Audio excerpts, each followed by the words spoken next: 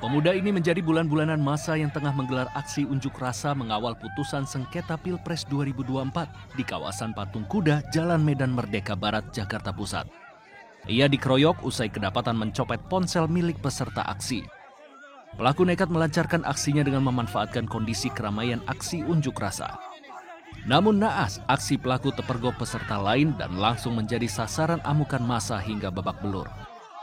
Massa yang kesal langsung menghujani pelaku dengan bogem mentah. Iya, tadi pas lagi ngantri nasi kan mungkin karena desak-desakan, ya mungkin kesempatan dia gitu. Tapi Bapak berasa Pak pas diambil? Ya enggak, namanya juga orang dorong-dorongan kan ya. Setelah udah selesai mau balik gitu kan. Demi menghindari amukan massa yang semakin brutal, pelaku langsung diamankan ke pos keamanan gedung di sekitar lokasi sebelum akhirnya dibawa ke Polsek Gambir guna penindakan lebih lanjut. Dari Jakarta, Andrianus untuk CSI RTV.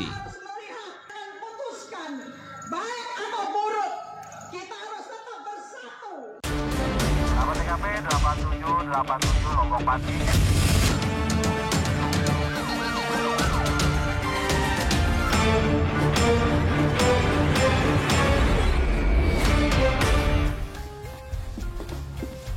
Halo sahabat RTV, selamat malam, berjumpa lagi dengan CSI catatan seputar investigasi. Ya, Brigadir Putri, kita punya informasi apa saja untuk sahabat RTV? Ya, sahabat RTV, selain informasi mengenai aksi pencopetan tadi, kami juga memiliki informasi penangkapan pelaku pembunuhan wanita hamil yang ditemukan bersimbah darah di ruko di Kelapa Gading, Jakarta Utara. Ya, bersama saya Pramadika Samudra. Saya Brigadir Putri Cikita. Kita jelang CSI selengkapnya.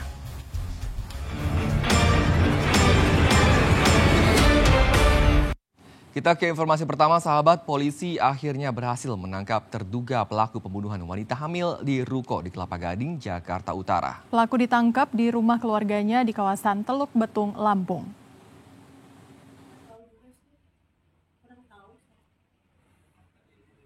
Perempuan berinisial RN ini ditemukan tewas bersimbah darah di dalam ruko yang berada di Jalan Boulevard Kelapa Gading, Jakarta Utara. RN ditemukan dalam kondisi telentang dan tengah hamil dengan setengah tidak mengenakan pakaian.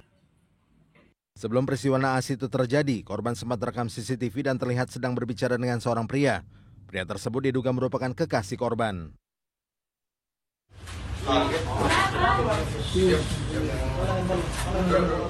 Tim unit Reskrim Polsek Kelapa Gading yang bergerak cepat akhirnya berhasil mengamankan terduga pelaku berinisial A yang bersembunyi di rumah keluarganya di daerah Teluk Betung Timur, Lampung.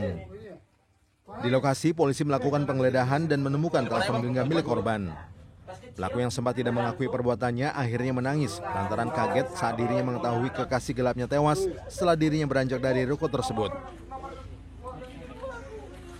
Unit Reskrim Polsek Kelapa Gading telah mengamankan satu orang pelaku ya yang diduga melakukan pembunuhan ya jasad mayat perempuan yang ada di ruko Kelapa Gading. Diamankan di Lampung. Untuk lebih jelasnya nanti kami sampaikan pada saat press release. Ada yang turut diamankan, barang bukti atau apa Pak Kapolsek? Untuk barang bukti dari pakaian sudah kami amankan. Hingga kini pelaku masih dalam pemeriksaan intensif di Polsek Kelapa Gading. Dari Jakarta, Aprianto untuk CSI RTV.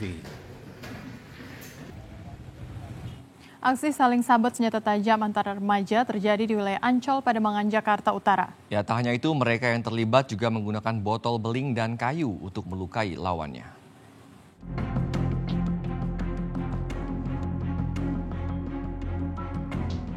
Aksi saling sabet senjata tajam jenis kelewang atau celurit kembali terjadi di wilayah Pademangan, Jakarta Utara, tepatnya di Jalan Kerapu, Ancol, yang merupakan wilayah padat permukiman.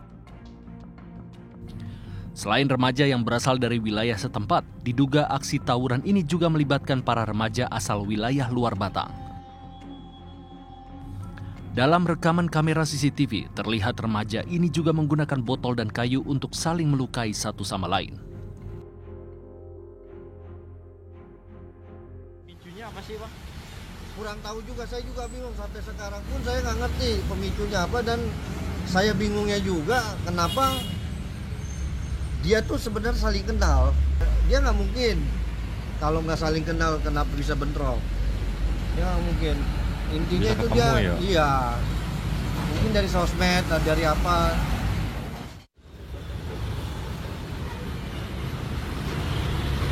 Pengurus RT setempat sudah sering menghimbau agar warga memperketat penjagaan kepada anak-anak mereka agar tak ikut terlibat. Namun kenyataannya aksi tawuran masih sering terjadi, terutama pada malam-malam hari di akhir pekan. Dari Jakarta, Aprianto untuk CSI RTV. Kita ke informasi selanjutnya, sahabat. Butuh waktu 6 tahun lamanya untuk menguak kejahatan yang dilakukan oleh seorang suami yang tega menghabisi istrinya sendiri di kota Makassar, Sulawesi Selatan. Selama itu pula jasad istrinya ia kubur di lahan kosong di belakang toilet rumahnya. Ya, lantas bagaimana awal mula kasus ini terungkap? Selengkapnya dalam liputan mendalam CSI bagian pertama, 6 tahun tak terdeteksi, istri mati dihabisi suami.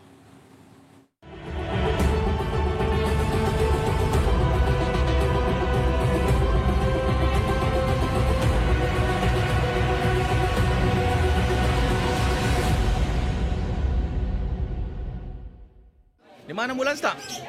Oh, sana ambulans. Nah.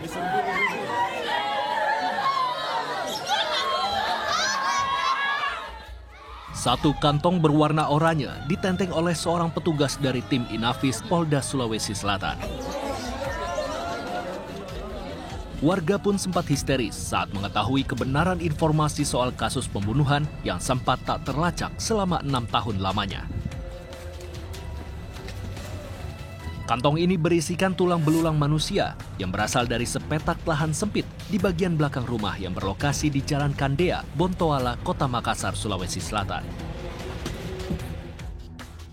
Tulang belulang yang diamankan polisi diduga merupakan istri dari sang pemilik rumah yang dahulu sempat hilang bernama Jumiati. Jumiati pada tahun 2018 silam dilaporkan menghilang karena diduga kabur dengan kekasih lamanya. Semenjak itu, tak ada satu orang pun yang berusaha untuk mencarinya.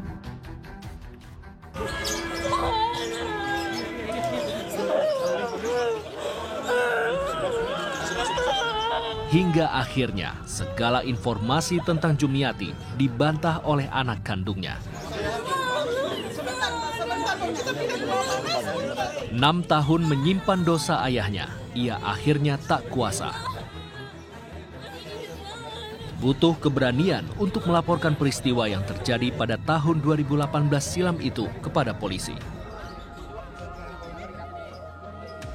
Kala itu, ia yang masih duduk di kelas 4 SD melihat ibunya tergeletak di rumah setelah pulang sekolah.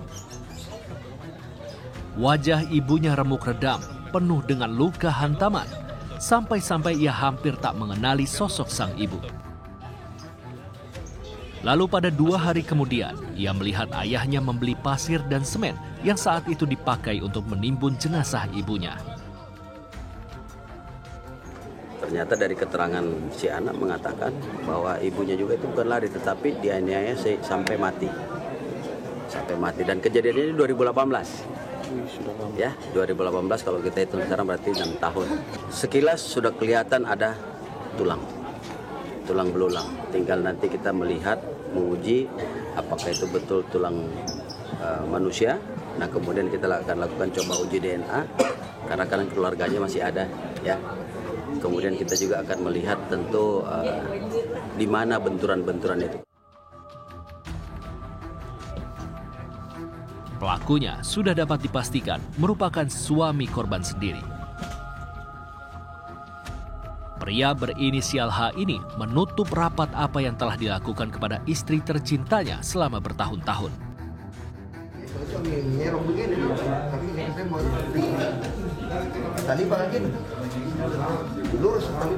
Aksinya tak terendus lantaran beberapa hari setelah kejadian, pelaku pergi meninggalkan rumah ini dan tinggal bersama kerabatnya. Rumah ini pun ia kontrakkan kepada orang lain. Alhasil, tak ada satupun tetangga yang curiga kepadanya. Rumahnya lagi kosong, nah dia yang isi. Kalau ada yang mau masuk kontrak, ya dia keluar lagi ke orang tuanya. Memang orangnya agak temperamen, makanya warga tidak ada yang mau mendekat.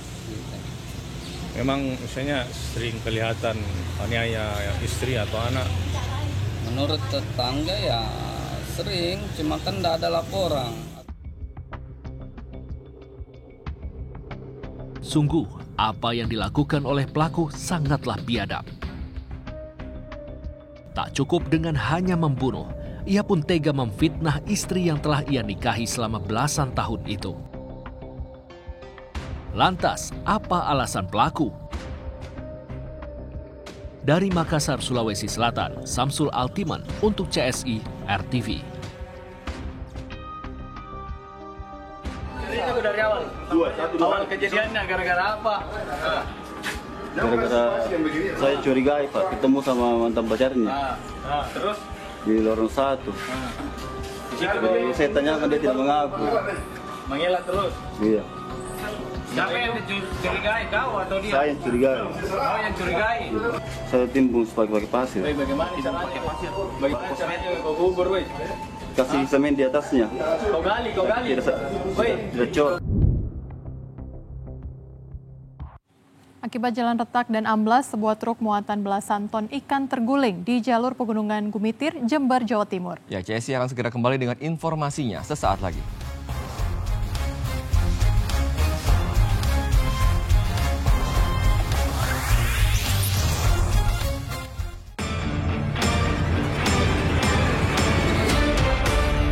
Terima kasih kamu masih menyaksikan catatan seputar investigasi. Ya sahabat, muatan belasan ton ikan berserakan di jalan raya usai truk yang mangkutnya terguling di jalur pegunungan Gumitir, Jember, Jawa Timur.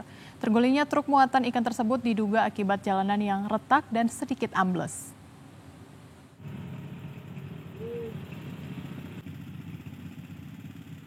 Truk muatan belasan ton ikan yang melaju dari Demak, Jawa Tengah menuju Banyuwangi, Jawa Timur ini terguling saat melintasi jalur pegunungan Gumitir, Jember, Jawa Timur. Truk terguling tepat di kilometer 334 Desa Sidumulyo. Tergulingnya truk diduga akibat aspal yang retak dan sedikit ambles. Padahal supir truk mengaku mengendari truk dalam keadaan lamban karena cuaca hujan. Jadi mobilnya nggak mampu nahan yang miring ini. Sedikit amblas karena curah hujan yang cukup tinggi. Lalu kendaraan melewati titik amblas tersebut sudah mengurangi kecepatan. Lalu ketika kendaraan mengurangi kecepatan ingin berjalan lalu terguling karena mungkin muatannya yang terlalu berat. Meski tidak ada korban jiwa, tetapi arus lalu lintas di jalur ini sempat macet karena muatan belasan ton ikan yang tumpah hingga ke tengah jalan. Dari Jember, Jawa Timur, Galih Mega untuk CSI RTV. Ya, sahabat, 2 kelompok remaja terlibat aksi tawuran menggunakan senjata tajam di Kabupaten Cirebon, Jawa Barat. Akibat tawuran itu, salah seorang remaja mengalami luka bacok di tubuhnya.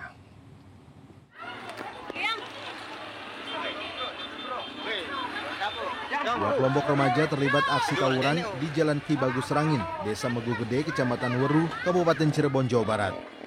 Mereka saling serang dengan senjata tajam dan petasan.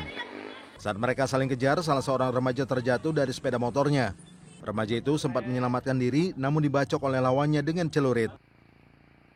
Aparat Polsek Weru langsung melakukan olah tempat kejadian perkara dan mencari barang bukti.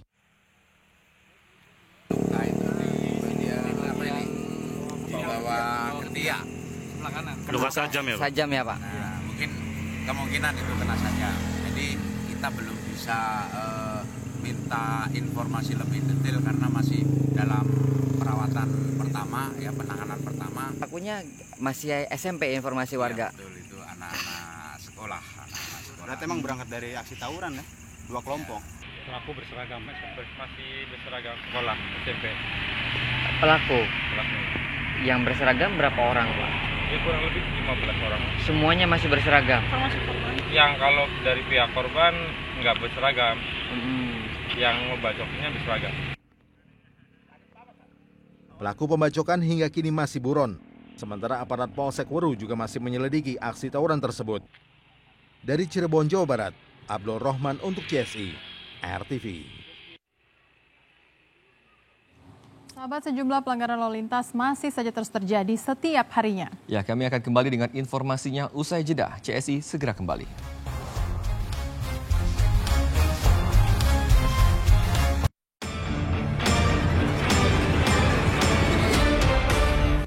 Sahabat, pelanggaran lalu lintas terjadi hampir setiap hari. Dan kali ini pelanggaran lalu lintas apa yang sudah terekam? Mari kita lihat bersama-sama.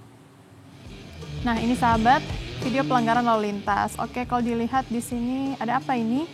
Oh, jadi ini lawan arus begitu, lawan arah ya sahabat. Walaupun kondisi lalu lintas terlihat sangat lengang di sini, tapi nggak boleh sahabat, ini nggak boleh ditiru ya, sangat berbahaya. Apapun alasannya, berkendara dengan melawan arah itu sangat berbahaya. Contohnya, rawan kecelakaan lalu lintas, menjadi tersangka dalam kasus hukum. Dan sanksi hukum pelaku lawan arah tercantum dalam pasal 106 ayat 4 huruf A, Undang-Undang Nomor 22 Tahun 2009 tentang lalu lintas dan angkutan jalan dengan pidana kurungan paling lama 2 bulan atau denda paling banyak Rp500.000.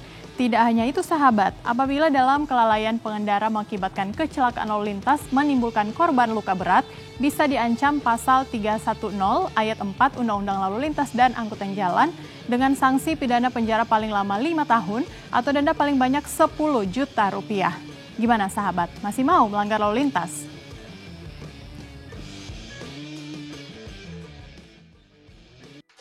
Yuk, scan ulang siaran digital kamu.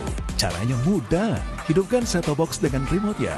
Lalu nyalakan televisi kamu. Setelah itu di menu pengaturan, pilih sistem penerimaan siaran. Selanjutnya, masuk ke program tuning otomatis untuk mencari siaran digital. Dan tunggu sampai prosesnya selesai. Jika siaran digital belum ditemukan, coba ulangi langkah sebelumnya untuk proses scan ulang. Atau pilih manual scan dan masukkan kode UHF sesuai kota masing-masing. Ayo, scan ulang siaran digital kamu sekarang. Jika ada kendala siaran RTV, hubungi semua sosial media atau website RTV. Ya sahabat, kita tiba di penghujung acara, tapi jangan lupa untuk tetap saksikan catatan seputar investigasi setiap Senin hingga Jumat pukul 00 waktu Indonesia Barat. Akhir kata saya Pramadika Samudra. Saya Brigadir Putri Cikita. Selalu ingat ya sahabat, jangan berbuat jahat, tidak ada kejahatan yang sempurna dan pasti akan terungkap. Sampai jumpa.